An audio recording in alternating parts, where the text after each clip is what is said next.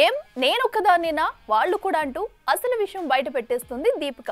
బాలీవుడ్ లో 8 అవర్స్ చాలా కామన్ అని, కానీ నన్నే ఎందుకు టార్గెట్ చేస్తున్నారంటూ తెగ బాధపడిపోతుంది. అయితే ఇదే ఇష్యూతో కల్కి 2 స్పిరిట్ల నుండి వాకౌట్ చేసిన ఈ బ్యూటీ వాళ్ళెవరో బయట పెట్టుకుపోవడం ఇక్కడ గమనార్హం.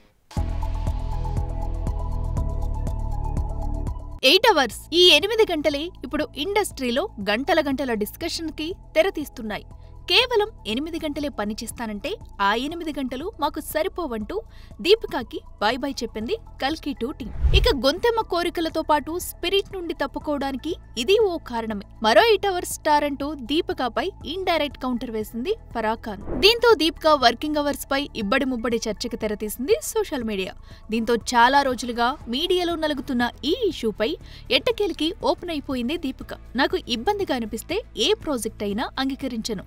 అయినా సినీ ఇండస్ట్రీలో చాలా మంది హీరోలు సంవత్సరాలుగా సోమవారం నుంచి శుక్రవారం వరకు రోజుకి 8 గంటలు పని మాత్రమే చేస్తూ వీకెండ్స్ పూర్తిగా వారి సొంత పనులు చేసుకుంటారు. కానీ ఎప్పుడూ హైలైట్ కాలేదు.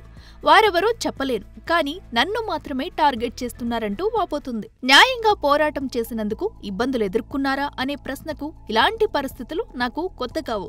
ఎన్నో పోరాటాలు నిశ్శబ్దంగా చేశాను. వాటిపై ప్రతిస్పందించడంలో ఆసక్తి లేదు. గౌరవంగా ఉండాలంటే సైలెంట్ గా పోరాటం చేయడం నేర్చుకోవాలి అంటూ మాట్లాడిన అమ్మడు రెమ్యునరేషన్ పెంచిందన్న వార్తలపై రెస్పాండ్ కాకపోవడం గమనార్హం. ఇక దీపికా చేతిలో ప్రస్తుతం షారుఖ్ ఖాన్, సిద్ధార్థ్ ఆనంద్ కాంబోలో వస్తున్న కింగ్ తో పాటు అల్లు అర్జున్, అట్లీ కాంబోలో వస్తున్న మరో పాన్ ఇండియా మూవీ ఉన్న సంగతి తెలిసిందే. చూడాలి మరి ఈ 8 అవర్స్ ఇష్యూ నుండి దీపిక ఎప్పుడు బయటపడుతుందో.